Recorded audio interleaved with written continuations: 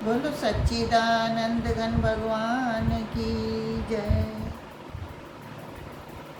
7वां अध्याय ज्ञान विज्ञान योग हमने चिंतन करना प्रारंभ किया है और कल हमने इस विषय पर चिंतन किया कि ज्ञान क्या है, विज्ञान क्या है।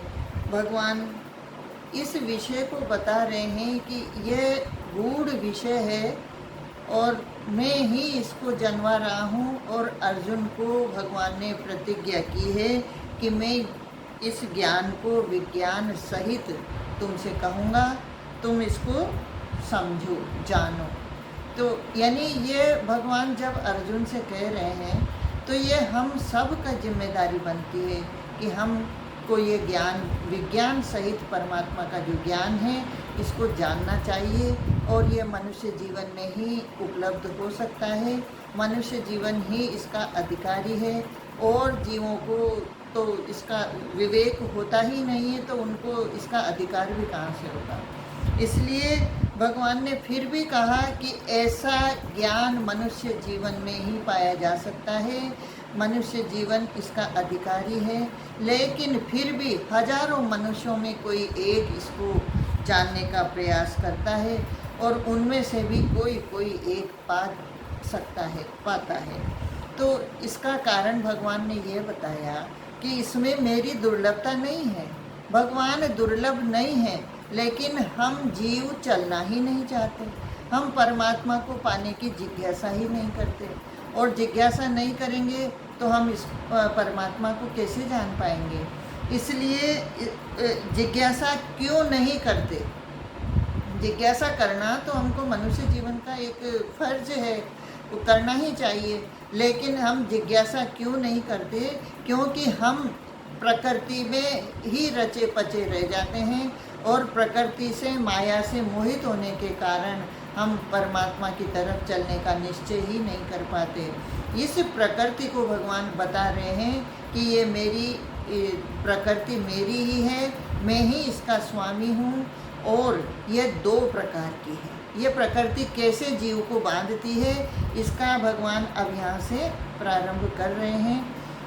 भूमिरापो अनलो वायु खम मनो बुद्धिरेव च अहंकारिति यमे भिन्ना प्रकृतिरष्टधा अपरेयमितस्तु अन्यां प्रकृतिं विद्धि मे परां जीवभूतां महाबाहो येदं धार्यते जगत।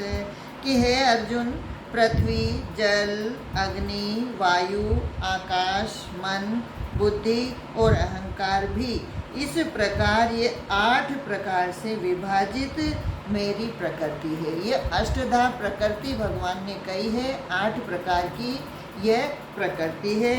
ये 8 प्रकार के भेदों वाली तो अपरा अर्थात मेरी जड़ प्रकृति है। ये अपरा प्रकृति है अर्थात जड़ प्रकृति है। 2 प्रकार की प्रकृति भगवान बता रहे हैं, एक अपरा और एक परा। यानी एक जड़ प्रकृति जो ये अपरा है और एक चेतन प्रकृति जो परा नाम से कही जाती है। और हे महाबाहु, इससे दूसरी को जिससे ये संपूर्ण जगत धारण किया जाता है, यानी चेतन प्रकृति, इससे ये जड़ प्रकृति है। और इसके अतिरिक्त दूसरी जो परा प्रकृति है उसी से ये जगत धारण किया जाता है, उसको चेतन प्रकृति कहते हैं और उसी का नाम परा प्रकृति है। तो जिससे ये संपूर्ण जगत धारण किया जाता है, मेरी जीव रूपा परा अर्थात चेतन प्रकृति जान, उसको चेतन प्रकृति अथवा परा प्रकृति कहते हैं। आगे भगवान बताते हैं, एतत् योनिनि भूतानि सर्वाणीति उपधारे अहम कृष्णस्य जगतः प्रभव प्रलयस्तथा। कि हे अर्जुन, तू ऐसा समझ कि संपूर्ण भूत इन दोनों प्रकृतियों से ही उत्पन्न होने वाले हैं और मैं संपूर्ण जगत का प्रभव तथा प्रलय हूँ अर्थात संपूर्ण जगत का मूल कारण। यहाँ भगवान बता रहे हैं कि ये परा और अपरा प्रकृति मिलकर ही ये पूरी संपूर्ण जगत की रचना होती है। लेकिन इसमें मैं दोनों में ये मूल कारण मैं हूँ, क्योंकि मैं ही इन दोनों प्रकृतियों का स्वामी हूँ और ये दोनों प्रकृति मुझसे ही चलती है, इनका संचालन मैं ही करता हूँ। प्रकृति के बिना भगवान कुछ नहीं कर सकते। यानी जो बनना बिगड़ना और परिवर्तन और क्रिया जो होती है वह प्रकृति में होती है। परमात्मा में, पुरुष में कोई क्रिया नहीं होती, वह केवल सत्ता मात्र है। परमात्मा तो सत्ता दे करके और इन प्रकृतियों को संचालित करते हैं और फिर परमात्मा की इच्छा के अनुरूप, परमात्मा के आदेश के अनुरूप इन प्रकृतियों में क्रिया होती है और उस क्रिया से ही ये संपूर्ण सृष्टि की रचना, उत्पत्ति, स्थिति और प्रलय होता है। ये संपूर्ण क्रिया, उत्पत्ति, स्थिति और प्रलय की क्रिया प्रकृति में होती है, ये परमात्मा में नहीं होती। परमात्मा तो केवल इसका साक्षी और सत्ता मात्र है, वह इसको सत्ता देता है और यह सारा काम प्रकृति में होता है और हम सब इसी के अंतर्गत आते हैं, परा और अपरा के ही अंतर्गत आते हैं।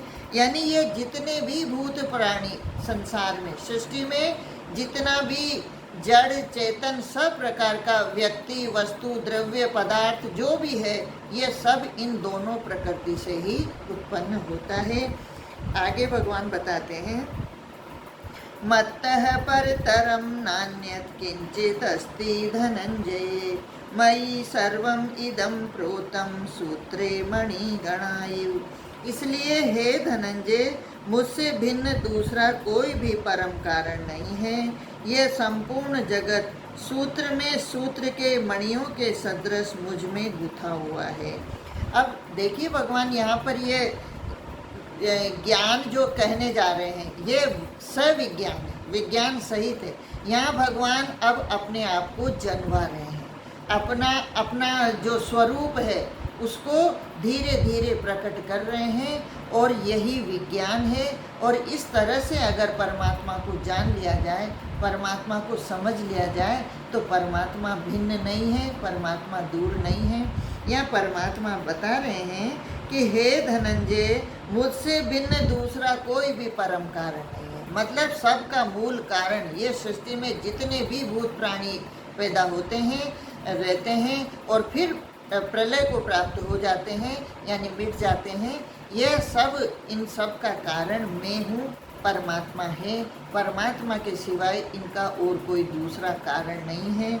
और ये किस तरह से कि मैं इस संपूर्ण संसार में किस तरह से व्याप्त हूँ, भगवान कहते हैं कि जैसे सूत्र में सूत्र की ही मणियाँ हों, मणि भी सूत्र की ही, धागे की ही बनाई जाए और उसको धागा ही में पिरोया जाए तो उसमें धागे के अतिरिक्त और कुछ भी नहीं है, परंतु हमको दिखता धागा भी है और मणि भी है। तो और धागा जो दिखता है वह मणि को पिरोने के बाद धागा छुप जाता है, मणि ही दिखती है, तो फिर लगता है कि ये सूत्र की माला है। माला दिखती है लेकिन माला में धागा और मणि ये दो अलग होते हैं। दूसरी मणि तो अलग, जैसे एक मणि कोई धातु की होगी तो वह धागा में पिरोया जाएगा, तो धागा अलग हो गया, मणि अलग हो गई। लेकिन यहाँ भगवान कह रहे हैं कि वह मणि धातु की नहीं है, वह जिस धातु की है वह भी मैं धागा ही हूँ, वह भी सूत्र ही हूँ और सूत्र की ही मणि है। यानी ये जो संपूर्ण सृष्टि उत्पन्न हुई है ये भी मुझसे भिन्न नहीं है और मैं इससे भिन्न नहीं हूँ। यह सृष्टि भी मैं ही हूँ। जिस तरह से सूत्र की मणि वाला माला में सूत्र के सिवाय और कुछ भी नहीं है, धागे के सिवाय और कुछ भी नहीं है, लेकिन धागा अंदर छुप जाता है, तो ऐसे ही परमात्मा के सिवाय कुछ भी नहीं है, लेकिन परमात्मा छुपा हुआ है, ढका हुआ है मणियों से। तो अगर मणि और धागा दोनों का विवेक हो जाए और दोनों किस तरह से हैं, ये सूत्र की ही एक ही वस्तु है, एक ही पदार्थ है। यानी भगवान ने जो ये संपूर्ण सृष्टि की रचना करी, इसमें भगवान स्वयं ही बने हैं, निमित्त कारण भी स्वयं हैं और उपादान कारण भी स्वयं है। भगवान कहीं से भी कोई पदार्थ लाए नहीं, भगवान स्वयं ही ये सब बन गए। तो इस तरह से परमात्मा ने ये सृष्टि की बात कही कि इस तरह से सृष्टि की रचना हुई। ये परा अपरा प्रकृति से उन दोनों का संचालन मैं करता हूँ, उन दोनों को सत्ता मैं ही देता हूँ। मेरी अध्यक्षता में ही ये माया, ये संपूर्ण सृष्टि की प्रकृति, ये संपूर्ण सृष्टि की रचना करती है। और किस तरह से हूँ मैं इस संसार में कि जैसे सूत्र की मणि और सूत्र ही धागा उसका है, तो जिस तरह से माला में सूत के अलावा, सूत्र के धागे के अलावा और कुछ भी नहीं है, ऐसे ही इस संपूर्ण संसार में मेरे अतिरिक्त और कुछ भी नहीं है। ऐसा जानो, ऐसा समझो।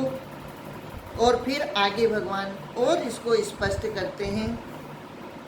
रसो अहम अप्सु कौन्तेय प्रभास्मि शशि सूर्ययोः प्रणवः सर्ववेदेषु शब्दः खे पौरुषं नृषु। कि हे अर्जुन, मैं जल में रस हूँ, सूत्र में सूत्र की तरह से गुथा हुआ हूँ। ये किस तरह से है कि मैं जल में रस हूँ, चंद्रमा और सूर्य में प्रकाश हूँ, संपूर्ण वेदों में ओंकार हूँ, आकाश में शब्द और पुरुषों में पुरुषत्व हूँ। कि जल में जो रस है, रस को अगर जल से निकाल दिया जाए तो जल भी नहीं रह जाएगा। जल में रस के सिवाय और क्या है? तो भगवान कह रहे हैं कि वह रस मैं हूँ, यानी जो जल में जो विशेषता दिखती है वह विशेषता ही परमात्मा की विभूति है, और वह विभूति रस मैं हूँ। यानी जल क्या है कि परमात्मा, रस के सिवाय जल और कुछ भी नहीं है। और भगवान कह रहे हैं कि रस मैं हूँ, तो जल परमात्मा से अलग कुछ भी नहीं है। जो जल है वह परमात्मा ही है। चंद्रमा और सूर्य में प्रकाश, सूर्य और चंद्रमा में प्रकाश के अतिरिक्त और क्या है? चंद्रमा शीतलता देता है, सूर्य ताप देता है, प्रकाश देता है, चंद्रमा भी प्रकाश देता है। ये बातें परमात्मा कह रहे हैं कि अगर जैसे सूर्य में प्रकाश न हो तो सूर्य का कोई अस्तित्व नहीं है, और चंद्रमा में भी प्रकाश न हो तो चंद्रमा का भी अस्तित्व नहीं है। इसलिए सूर्य और चंद्र में प्रकाश मैं हूँ, यानी सूर्य और चंद्रमा भी मेरे अतिरिक्त और कुछ भी नहीं है। यानी जहाँ जहाँ जो जो विशेषता है ये परमात्मा की विभूतियाँ हैं, और हम इनको इस तरह से परमात्मा को समझ सकते हैं। इसलिए भगवान ने हमको समझाने के लिए ये विस्तार किया है। तो सूर्य और चंद्रमा में प्रकाश भी मैं हूँ, जल में रस में हूँ, संपूर्ण वेदों में ओंकार, संपूर्ण वेदों, 4 वेद हैं हमारे यहाँ, और वेद की माता गायत्री है। गायत्री से प्रणव पैदा हुआ, प्रणव की उत्पत्ति हुई, और प्रणव से 4 वेदों की उत्पत्ति हुई। तो उसमें भगवान कह रहे हैं कि जो वेदों में है वह ओंकार, प्रणव ही मुख्य है, प्रणव ही सार है, और वह सार मैं हूँ। तो वेदों में ओंकार मैं हूँ, यानी संपूर्ण वेद मेरे अतिरिक्त और कुछ भी नहीं है। भगवान अपनी सर्वव्यापकता यहाँ पर दिखा रहे हैं कि इस संसार में जो कुछ भी है वह मेरे सिवाय कुछ भी नहीं है। और पुरुषों में पुरुषत्व में हूँ, पुरुषों में जो पौरुष है, पुरुषत्व है, वह भी मैं हूँ। भगवान ने अपनी सर्वव्यापकता के लिए यहाँ पर ये कुछ विभूतियाँ बताई हैं, और इनसे विभूतियों के माध्यम से हम भगवान की व्यापकता को जान सकते हैं। और ये हमको परमात्मा को जानने में ये सविज्ञान है। भगवान ने जो कहा है ना कि ज्ञान को मैं विज्ञान सहित कहूँगा, कि मैं हूँ, मेरा अस्तित्व है, और मैं ही सर्वव्यापक हूँ। वह किस तरह से हूँ ये भगवान बता रहे हैं।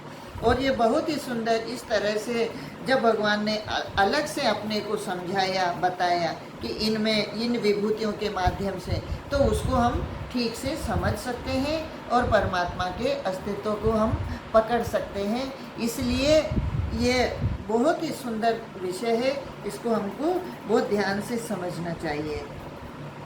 पुण्यो गंध पृथिव्यां च तेजश्चास्मि विभावसु जीवनं सर्वभूतेषु तपश्चास्मि तपस्विषु। कि मैं पृथ्वी में पवित्र गंध, पृथ्वी का जो विषय है वह गंध है, तो पवित्र गंध भी मैं हूँ और अग्नि में तेज हूँ, अग्नि में तेज, तथा संपूर्ण भूतों में उनका जीवन हूँ और तपस्वियों में तप हूँ। यहाँ पर जो भगवान कह रहे हैं कि पृथ्वी गंध के सिवाय और कुछ भी नहीं है। गंध पृथ्वी की तन्मात्रा है और सूक्ष्म तन्मात्रा गंध है, सूक्ष्म से ही पृथ्वी स्थूल होती है। तो इस प्रकार भगवान कहते हैं कि वह पवित्र गंध मैं हूँ, यानी पृथ्वी का जो मूल विषय अस्तित्व है वह मैं हूँ। पृथ्वी में को जानने में अगर हमारा ध्यान जाए तो हमको वहाँ पर भगवान की याद आनी चाहिए कि इसका अस्तित्व तो भगवान है, परमात्मा है। परमात्मा के सिवाय पृथ्वी भी कुछ भी नहीं है। और अग्नि में तेज मैं हूँ, अग्नि में तेज ही सब कुछ है। अगर अग्नि में से तेज निकाल लिया जाए तो उसकी अग्नि संज्ञा भी नहीं रह जाएगी। तो अग्नि में तेज यानी अग्नि का जो होना है वह तेज, उसका जो स्वभाव है अग्नि का वह तेज मैं हूँ, तथा संपूर्ण भूतों में उनका जीवन, संपूर्ण प्राणियों में जो चेतना है, जीवन है, वह भी मैं हूँ। इसीलिए अगर चेतना निकल जाए शरीर में से तो फिर ये शरीर शव बन जाता है। इसमें अस्तित्व है तब तक ये जिंदा है और जीव कहा जाता है, और जैसे ही ये चेतना निकल जाती है तो फिर इस जीव को शव कहा जाता है, फिर इसका अस्तित्व खत्म हो जाता है। तो भगवान कह रहे हैं कि ये संपूर्ण प्राणियों में जीवन भी मैं हूँ। और संपूर्ण भूतों में का मतलब संपूर्ण प्राणियों में जितने भी जीव मात्र हैं 84 लाख योनियों में, जिस प्रकार से जो भी जीव हैं उन सब में परमात्मा ही आत्मा रूप से, चेतन रूप से, चेतना रूप से विराजमान है। परमात्मा चेतन की ही चेतना सब में चल रही है, इसी से सब चेतन लगते हैं। और तपस्वियों में तप हूँ, तपस्वियों जो तप करते हैं, तपस्वियों की जो तपस्या है, जिनसे उनका तप से ही उनको तपस्वी कहा जाता है। तो परमात्मा कह रहे हैं कि उनमें तप भी मैं हूँ, यानी सब कुछ परमात्मा ही है। यह परमात्मा अपनी व्यापकत्व का दर्शन यहाँ पर हमको करा रहे हैं। हम जो ये सब कुछ परमात्मा होते हुए भी हमको जो भेद और भिन्न भिन्न नज़र आता है, यह हमको माया की दृष्टि से, प्रकृति की दृष्टि से नज़र आता है। क्योंकि हमारी दृष्टि परमात्मा पर न होकर और ये प्रकृति में होती है, तो इसीलिए हमको प्रकृति का भेद तो समझ में आता है, लेकिन इसके पीछे अनेक मणियों को लेकर जो धागा सूक्ष्म रूप से पीछे है वह हमको दर्शन नहीं होता। और जैसे ही माया का पर्दा हटता है, हम प्रकृति से ऊपर उठते हैं, तो हमको परमात्मा के स्वरूप का दर्शन होता है। बल्कि फिर तो इसका मूल कारण परमात्मा है, ऐसी दृष्टि हमारी हो जाती है, और फिर जहाँ देखो वहाँ परमात्मा का ही दर्शन होता है। आगे और इसी का विस्तार भगवान कर रहे हैं। बीजं मां सर्वभूतानां विद्धि पार्थ सनातनं, बुद्धिर्बुद्धिमतामस्मि तेजस्तेजस्विनामहं। कि हे अर्जुन, तू संपूर्ण भूतों का सनातन बीज मुझको ही जान। संपूर्ण भूतों का सनातन बीज से ही वृक्ष की उत्पत्ति होती है, और बीज से ही वृक्ष बढ़ता है, बनता है, लगता है, उसमें फिर से वापस और बीज उत्पन्न हो जाता है। ये बीज से एक वृक्ष खड़ा होता है, और उस एक वृक्ष में भी अनेकानेक बीज आते हैं। तो इस प्रकार से इस सृष्टि का विस्तार हो रहा है। और भगवान कह रहे हैं कि मैं वो सनातन बीज, यानी जो शुरू से चला आ रहा है, इस सृष्टि का मूल बीज, मूल कारण मैं हूँ। मुझसे ही ये सृष्टि उत्पन्न हुई है। और बुद्धिमानों की बुद्धि और तेजस्वियों का तेज हूँ। बुद्धिमानों में जो बुद्धि है, जिससे उनकी बुद्धिमान संज्ञा होती है, वह बुद्धि मैं हूँ। और तेजस्वियों का तेज हूँ। तेजस्वियों में जो तेज होता है वह मैं हूँ। यहाँ भगवान ने अपनी सर्वव्यापकता का ये दर्शन कराया है। यह विज्ञान है। और अगर हमको इस प्रकार से परमात्मा की समझ आएगी। इस विवेक के माध्यम से हम परमात्मा को जानेंगे तो संपूर्ण जगह, संपूर्ण संसार में जो व्यापकता है परमात्मा की, वह दृष्टिगोचर होगी। हमारी दृष्टि जो आज परमात्मा कहाँ है, परमात्मा कहाँ है, परमात्मा कहीं नहीं है, ये जो दृष्टि है, ये इस विवेक के द्वारा हमारा ये अज्ञान का आवरण हट गया तो फिर हमको सब जगह परमात्मा का ही दर्शन होगा। परमात्मा से सिवाय तो कुछ भी नहीं है, ये हमारी दृष्टि हो जाएगी। आगे और इसी को भगवान कहते हैं, बलम बलवताम चाहम काम राग विवर्जितम धर्मा विरुद्धो भूतेषु कामो अस्मि भरत ऋषभ।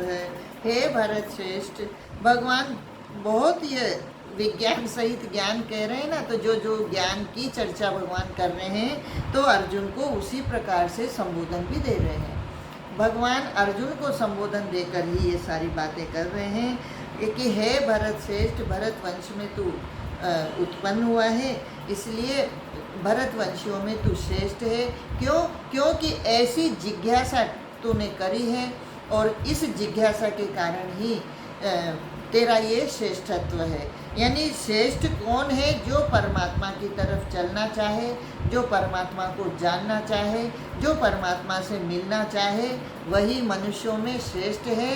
बाकी तो सब जो प्रकृति के ही खेल में रचे बचे हैं, प्रकृति को ही सब कुछ मान जान रहे हैं और प्रकृति से ऊपर भी बाहर भी नहीं निकल सकते, निकलना चाहते, ऐसे लोगों को भगवान ने श्रेष्ठ नहीं कहा है, बल्कि इनको तो नराधम कह करके भगवान ने बहुत इनका आदर नहीं किया है। और जो भगवान की तरफ चलना चाहते हैं, अर्जुन की जिज्ञासा है मेरे कल्याण का विषय कहिए, और भगवान अर्जुन के कल्याण का ही विषय ये कह रहे हैं कि सब जगह मेरा दर्शन कैसे हो। ये देखो गुह्य गुह्य बातें हैं, ये गोपनीय बातें हैं।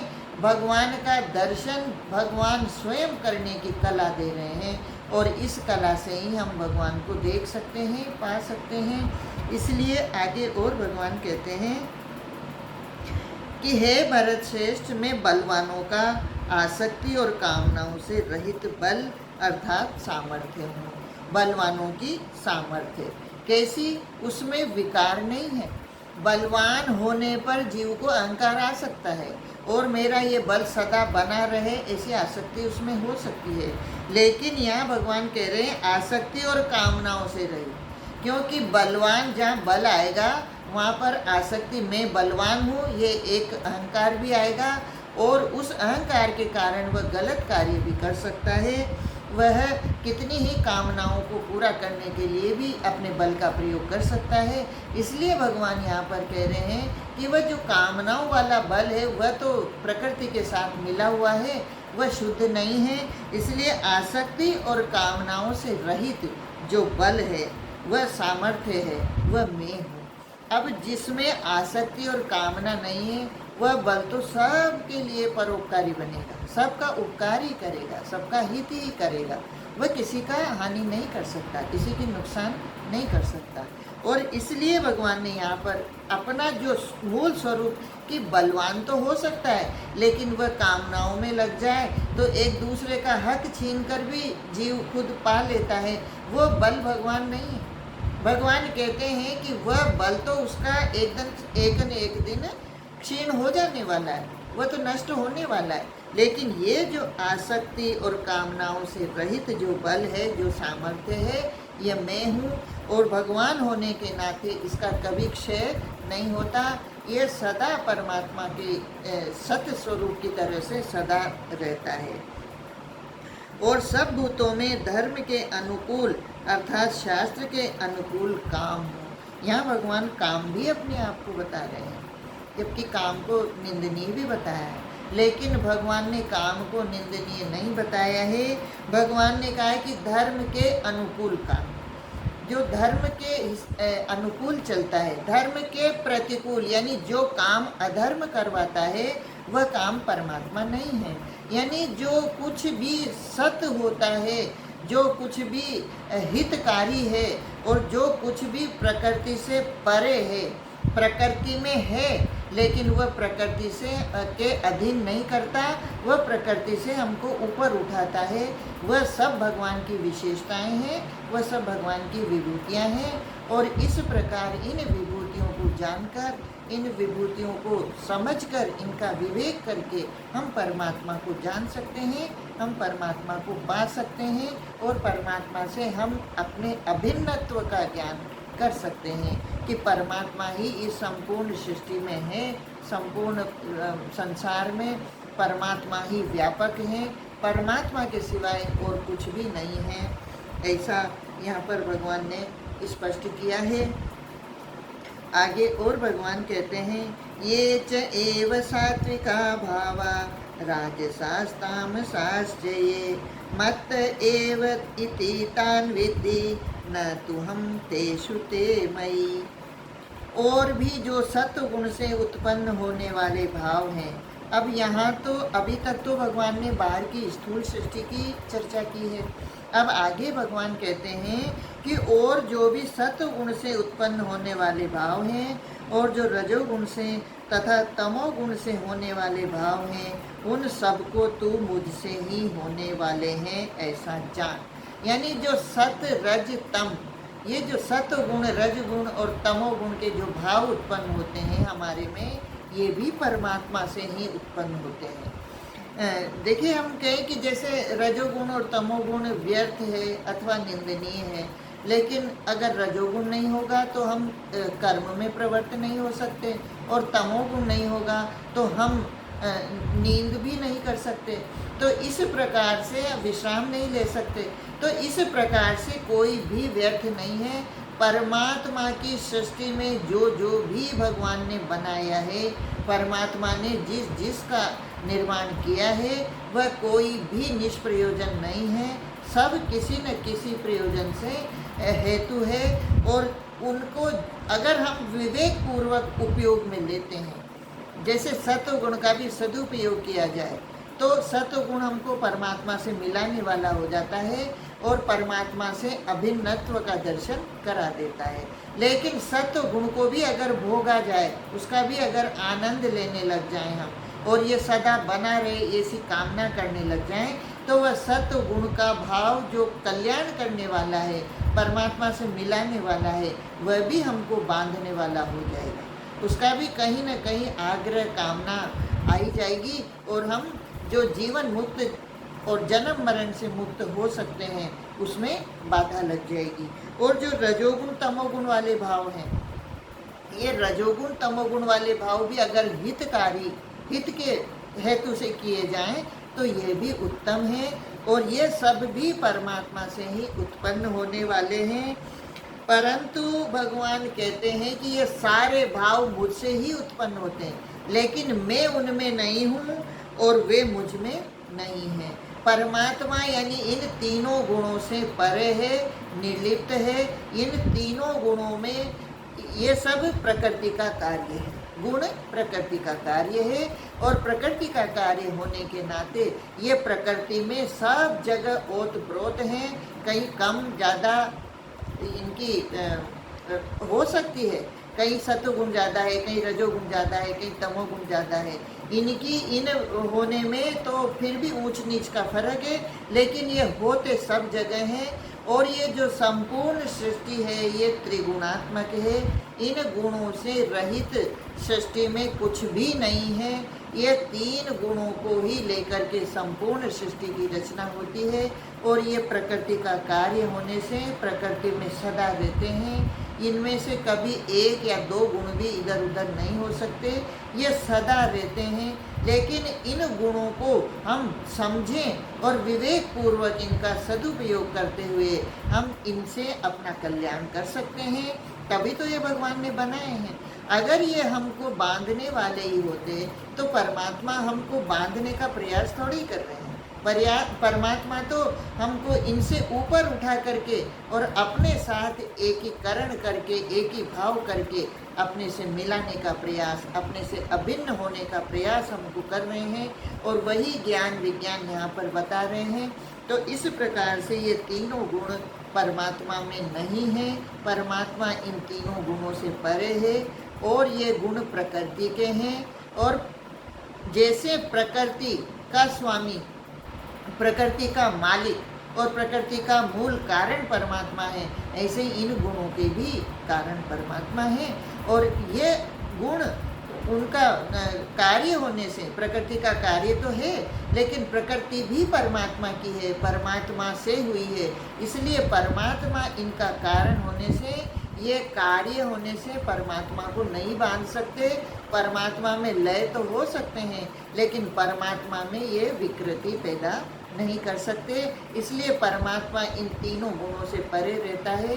बल्कि जो जीव इन तीनों गुणों से ऊपर उठने का प्रयास करता है वह भी परमात्मा की तरह निर्लिप्त होकर के परमात्मा स्वरूप ही हो जाता है, ऐसी इसकी भावना है। इसलिए इन तीनों गुणों से रहित तो कोई नहीं हो सकता, लेकिन इनसे निर्लिप्त रहता हुआ, जैसे जल में कमल का फूल रहता है, पानी और कीचड़ में होते हुए भी पानी और कीचड़ से ऊपर निर्लिप्त रहता है, इसी प्रकार से इस संसार में, इस प्रकृति में ये तीनों गुण हैं और ये सदा रहते हैं। और इन्हीं गुणों से हमारा शरीर भी बना है, हमारी क्रिया भी इन्हीं में होती है और हम इनको छोड़ नहीं सकते।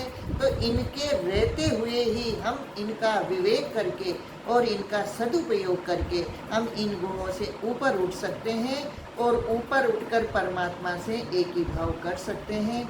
ऐसा जो भगवान ने ये कहा है कि मैं इनमें नहीं हूँ और वह मुझ में नहीं है, यानी ये गुण परमात्मा में विकृति नहीं करते।